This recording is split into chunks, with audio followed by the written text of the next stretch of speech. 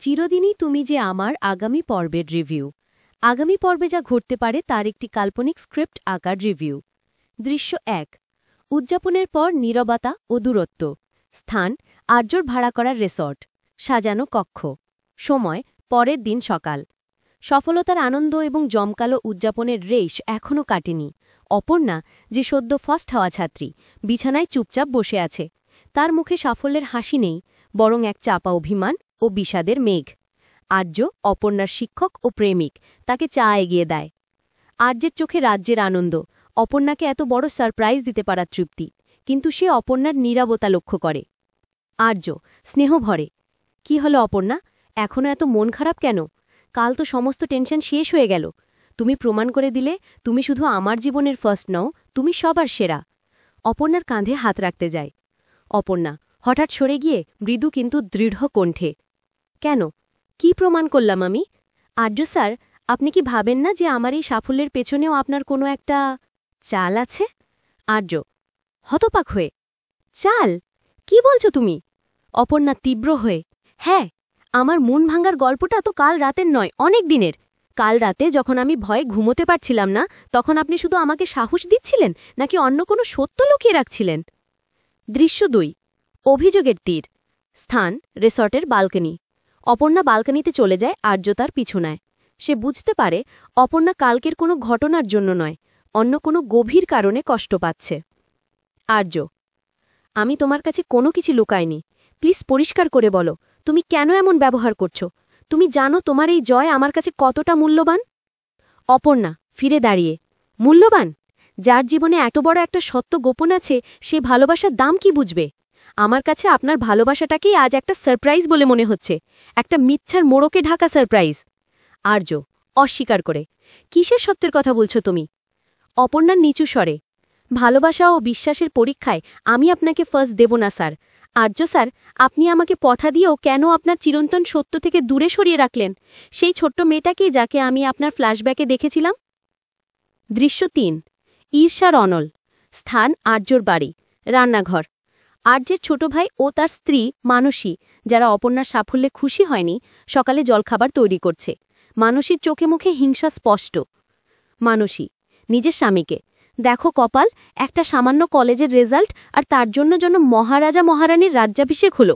সব শুধু আর্যদার বাড়াবাড়ি। কত টাকা খরচ করলো মেয়েটার পেছনে? স্বামী বিরক্ত হয়ে, চুপ করো তো, বাবার মতো তুমিও এসব ঈর্ষা করতে শুরু করেছ নাকি? অপর্ণা নিজের যোগ্যতা পাশ করেছে, আর্যদা তাকে সারপ্রাইজ দিয়েছে, এতে তোমার কিসের সমস্যা? মানুষই আবার, সমস্যা এই যে ভালোবাসার পরীক্ষায় কেবল আর্যদাই জিততে চাইল, অথচ অন্য কারোর দিকে একবার তাকালো না। সব আলো কেবল ওদের দিকেই।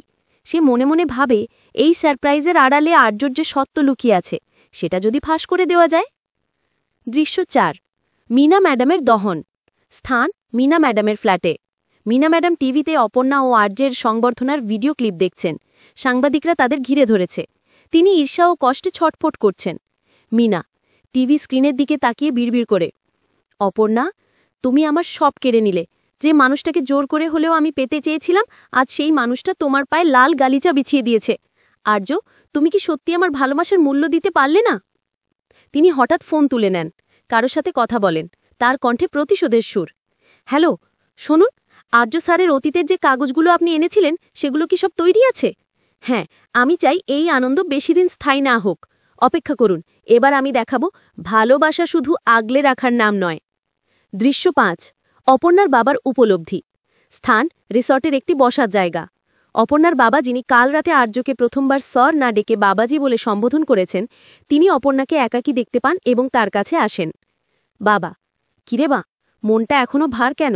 তুই ফার্স্ট হলি, আমরা সবাই তোকে নিয়ে গর্বিত। জামাই আর্য তোর জন্য কি না করল? অপর্ণা আবেগে, বাবা, সবকিছুর পরেও আমার মনে হচ্ছে আর্য স্যার আমাকে সম্পূর্ণ বিশ্বাস করেন না। ভালোবাসলে কি কোনো গোপন কথা থাকতে পারে? বাবা হাত ধরে, শোন না, কিছু কিছু সত্য থাকে যা সময়ের সাথে সাথে বাড়ে বাড়ে সেই মানুষের ব্যক্তিগত ইতিহাসের ভারে। আর্য বাবাজি তোকে ভালোবাসে, এটা কাল তার চোখ দেখেই বুঝেছি। এত বড় একটা সত্য যদি তার জীবনে থাকে, তাহলে সেটা সহজে বলা কঠিন। তুই ওকে জিজ্ঞাসা না করে বরং বোঝার চেষ্টা কর। বিশ্বাস রাখ, সে তোকে আগলে রাখবে। বাবাজি আজ তোকে এত বড় সম্মান দিল, তুইও তাকে ভালোবাসার মর্যাদা দে। দৃশ্য 6 আর্যের গোপন আলাপনা। স্থান রিসর্টের করিডোরে। আর্য মন খারাপ করে হেঁটে বেড়াচ্ছে। অপর্ণার অভিযোগগুলো তাকে কষ্ট দিচ্ছে। তিনি মোবাইলে একটি অত্যন্ত গোপনীয় কল করেন। আর্য ফিসফিস করে উদ্বেগ নিয়ে, হ্যাঁ সব ঠিক আছে তো? ওর শরীর কেমন আছে? আমি জানি ও খুব জেদি। ওকে বোঝানোর চেষ্টা করো। না, এখন আমি ওকে এখানে আনতে পারবো না। অপর্ণা, ও এখনো প্রস্তুত নয়। ফোনটি রেখে দিয়ে আর্য গভীর চিন্তায় ডুবে যায়। তার মনে সেই ছোট মেয়েটার মুখ ভেসে ওঠে। ফ্ল্যাশব্যাক, একটি ছোট্ট মেয়ে আর্যের হাত ধরে বলছে, বাবা তুমি আবার কখন আসবে? আর্য তাকে জড়িয়ে ধরে, কিন্তু তার চোখে অসহায়তা। আর্য স্বগত, আজ সব বলতে হবে। এই চিরন্তন সত্য আর লুকিয়ে রাখা সম্ভব নয়। আমি তোকে ভালোবাসার পরীক্ষায় জিততে দেব না, কিন্তু ভালোবাসায় মিথ্যার দেওয়ালও রাখব না। আমি তোমাকেই বিয়ে করব। দৃশ্য 7 সংবর্ধনা নৈভোজন এবং ঘোষণার প্রস্তুতি। স্থান রিসর্টের হলরুমে। নৈভোজনের ব্যবস্থা করা হয়েছে। অপর্ণা ও তার বাবা মা এসেছেন। আর্যের মা শ্বশুরই অপর্ণাকে আদর করছেন। তার ফলাফলের জন্য গর্বিত ভাবছেন। মানুষই কোনায় দাঁড়িয়ে সবকিছু দেখছে। আর্য সবাইকে নিয়ে টেবিলে বসে। আর্যের মা, অপর্ণা, আমি তোমার জন্য গর্বিত। তুমি আমাদের পরিবারের মুখ উজ্জ্বল করেছ। আমার ইচ্ছে এই শুভক্ষণে আর্য তোমাদের সম্পর্কের পরবর্তী ধাপের ঘোষণা করুক। আর্য মুহূর্তের সুযোগ নিয়ে, হ্যাঁ মা, আমি আজ সবার সামনে কিছু বলতে চাই। অপর্ণা, তুমি আমাকে বিশ্বাস করো। আমার জীবনে যা কিছু ঘটেছে তা আমার হাতে ছিল না, কিন্তু এখন আমার হাতে আছে শুধু তুমি। আর্য অপর্ণার হাত ধরার জন্য হাত বাড়ায়। অপর্ণার বাবা মা, আর্যের মা, সবাই উৎসুক। দৃশ্য 8 অপ্রত্যাশিত আগমন ও সত্যের উন্মোচন। স্থান হলরুম। ঠিক সেই মুহূর্তে দরজায় অপ্রত্যাশিতভাবে সেই ছোট্ট মেয়েটি এবং তার একজন তত্ত্বাবধায়ক প্রবেশ করে। মেয়েটির হাতে একটি ছবি। ছোট্ট মেয়ে, বাবা তুমি এখানে? সবাই স্তম্ভিত। অপর্ণা তীব্রভাবে কেঁপে ওঠে। মানুষের মুখে হাসি। তত্ত্বাবধায়ক, স্যার, ওকে আর সামলাতে পারলাম না। ও আপনার ছবি দেখে সবসময় কাঁদে। ওর আজ আপনাকে খুব দরকার। অপর্ণা আর্যের দিকে তাকিয়ে চোখে জল। আর্য স্যার, এই হলো আপনার চিরন্তন সত্য। আমি আপনার এই ভালোবাসাটাকেই জিততে দেব না। আপনি আমাকে মিথ্যার মোড়কে আগলে রাখতে চেয়েছেন। আমার আর কোনো জয় দরকার নেই। দৃশ্য 9 অপর্ণার চরম আঘাত ও প্রস্থান। স্থান হলরুম। অপর্ণার বাবা মা হতভম্ব। আর্যের মা দ্রুত পরিস্থিতি সামলানোর চেষ্টা করেন। আর্যের মা, মেয়েটিকে দেখে, এ কে? আর্য, এ কি হচ্ছে? আর্য উঠে দাঁড়িয়ে আর্তনাদ করে, মা, এটা আমার মেয়ে। অপর্ণার দিকে ফিরে, অপর্ণা প্লিজ শোনো, আমি বলতে চেয়েছিলাম, এটা একটা দুর্ঘটনায় আমার প্রথম সংসারের। অপর্ণা হাত দূরে করে, না, আর কিছু শুনতে চাই না। দুর্ঘটনা নাকি গোপন? আমি ভালোবাসার মানুষ চেয়েছিলাম, যে আমার কাছে সবটা উজাড় করে দেবে। আপনি আমাকে বিশ্বাসই করেননি। আপনি আমাকে পরীক্ষার রেজাল্টের মতো সারপ্রাইজ দিতে চেয়েছেন। আমার আর কোনো জয় দরকার নেই। অপর্ণা হলরুম থেকে কাঁদতে কাঁদতে দ্রুত বেরিয়ে যায়। তার বাবা মা তাকে অনুসরণ করেন। দৃশ্য 10 আর্যের অসহায়তা ও প্রতিজ্ঞা। স্থান রিসর্টের প্রবেশদ্বার। আর্য ছুটতে ছুটতে অপর্ণার পিছু নেয়। অপর্ণা ততক্ষণে গাড়িতে উঠে চলে গেছে। আর্য অসহায়ের মতো রাস্তায় দাঁড়িয়ে থাকে। আর্য, অপর্ণা, তুমি ভুল করছো। আমি তোমাকে সব বোঝাবো। তুমি আমার ভালোবাসাটাকেই সন্দেহ করো না। মিনা ম্যাডামের ফোন আসে আর্যের ফোনে। মিনা হাসছে। মিনা ফোনে শীতল কণ্ঠে, কেমন লাগলো আর্য? আমি বলেছিলাম না, ভালোবাসা শুধু আগলে রাখার নাম নয়। এবার আমি খেলব।